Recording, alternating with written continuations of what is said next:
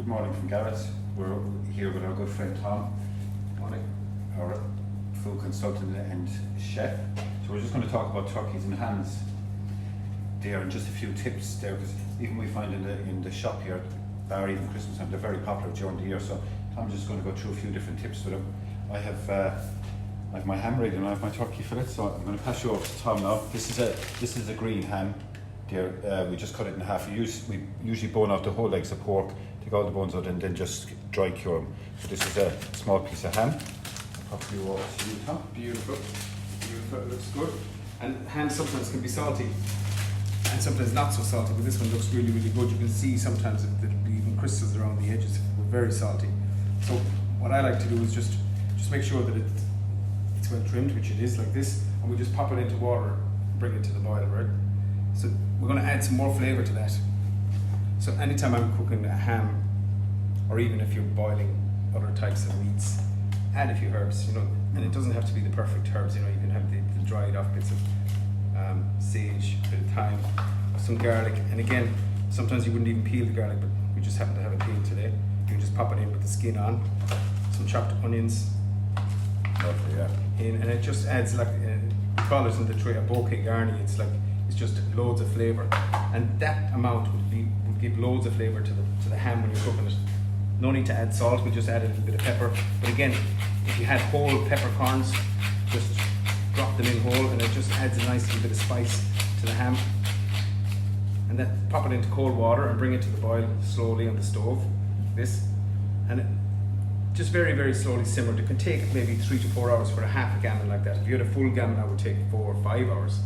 And just make sure that it's nice and moist, and it keeps the moisture in the ham when you're cooking it. And then what I do when it's cooked, when we take it out, we take the netting off and we'll score the fat. But just to make sure it's cooked, you're going to take it out and just leave it sit on a tray, let it dry out, and then use a knife and just poke the knife into it. And if the juice from the ham runs out clear, then you know it's cooked. Otherwise, you buy a probe. Like something like this is going to cost you about €20, but there's cheaper versions. You can get one for tenner, for a fiver, and it has to be over 75 degrees before you can eat it. But if you are baking the ham then afterwards, what you're going to do is you're going to take the string off and score the fat. What I usually do is just bring it down bite-sized pieces, and then it's that way, so that when you do roast it, you get a nice crispy bit of skin. But then when the skin is, I'll show you when we have it cooked. When we have it cooked, we're going to rub a little bit of honey and mustard, and it's very, very simple. What we have here is just grey mustard and a little bit of honey. So you just melt the honey, mix the mustard with it. Here I have dried mustard, but if you had Dijon mustard will work too, or English mustard will work, and even a little bit of brown sugar if you like it sweeter. And we'll just rub that onto the ham, and then bake it in the oven until it's nice and crispy, and it makes a lovely, lovely crust around the outside. Now there's loads of other flavours you can add to it too. You can have different types of rubs, and if you are trying out something new, just try it with a little bit, or even put it on part of the ham and see what you think. And then if you like it, then you can add more the next time you're doing it. But there's so many varieties. You can add Cajun spice, 5 spice goes really well with ham, especially at Christmas time, or even a tiny little bit of cinnamon. And when you're roasting it, then what I do is, just to keep the flavours in, we put some fruit or vegetables into the tray before you bake it. So you just line the tray with a few onions, a few roughly chopped carrots, a bit of garlic, and maybe apple. Apple goes really well with pork. And the moisture then from the fruit will just be infused into the meat itself, and when you slice it, then it's just beautiful. And it's the difference, Tom, isn't it? Like, just those extra few things there, just it makes a huge difference even to ham, especially for celebration ham and stuff like that. Beautiful, and you just get that burst of flavour. And like, you slice the ham, and you'll have discarded all the herbs. The sage will be gone, the parsley will be gone, or the rosemary, and you just get that burst of flavour from the bottom bit of the ham. It's like, that's why people are scraping the bottom looking for the nice crusty bit. It's lovely. We were talking about probes as well, Tom. Like I'd be the same as you. Like, you'd know by the way it's cooked. But when you're starting off to cook, like, a probe isn't it? Just guarantees. You don't need to get a really expensive one. Like, these are really reasonable. I think 1995 or something like that.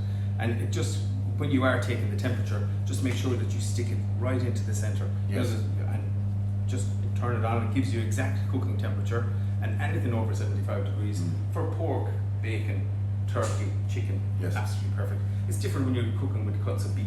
Yes. You know, because you could cook beef medium rare or rare. Yeah, and we can weigh them here, so we have an idea. Like once we have the weight, you know. Once you have the weight, you know exactly how long it takes in the oven. But this, like the ham, will take 2 to 3 hours in a pot on a slow simmer, and then finish it off in the oven. But they can be boiled the day before, and you can leave it sit in stock. Yeah. You know, so it doesn't go dry. Yeah. And then rub it when it's dry and into the oven. Beautiful. Now, but if you are cooking it the day before, just remember it's going to take another 2 to 3 hours to heat through thoroughly again. But when it's already cooked, you're safe enough once. And it's all about preparation, Thomas, and getting all your stuff ready. And get it all ready. And don't be afraid to try out something different, something new, as long as it's not too wild. Yeah. And as you were saying there, too, we find with customers when they're asking about seasoning in here, we're saying the same as you. Just start with a small bit first, and then you know what taste you like, and then you know what you can add. And like people think to get experience. Experience is only cooking, Tom, isn't it? The more you cook, the more you try it, the more you try it. And this, and like cooking for 10, it's just the same as cooking for 2, only it's 5 times you're doing it. You know, so it's sometimes it's easy to cook big batches than smaller batches. We find it at home. Now there's only 4 of us, but the same thing. Some like it's nearly easy cooking for more, like you know, it's small, but. And that's it. Like when you put time in that and add all that stuff, like you're guaranteed, like Flavour, it's good flavour. It's absolutely gorgeous. Just stick to the health guidelines and make sure that you cook it enough. And Even the smell of that, Tom, when it's cooked, isn't it? Beautiful. Yeah. Even we were saying like one of the favourite things we find around the house at Christmas time, even with green hammers, like every year we either do smoked or green hammer. It's just even the smell in the house when you come in, like it's Christmas. Like the minute usually we finish up here Christmas Eve and Fiona's home before, so the ham is always on Christmas Eve. Just when you walk in, you know, that's it. Slice of brown. Oh, stop. Slice of green ham. Happy days. You know it's a real Irish home. Oh, yeah. Has to be there all the time.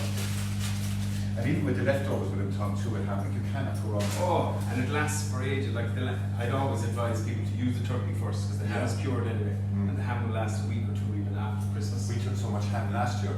I think for a finish, we were frying the ham, putting eggs on top of the boys for breakfast. You know,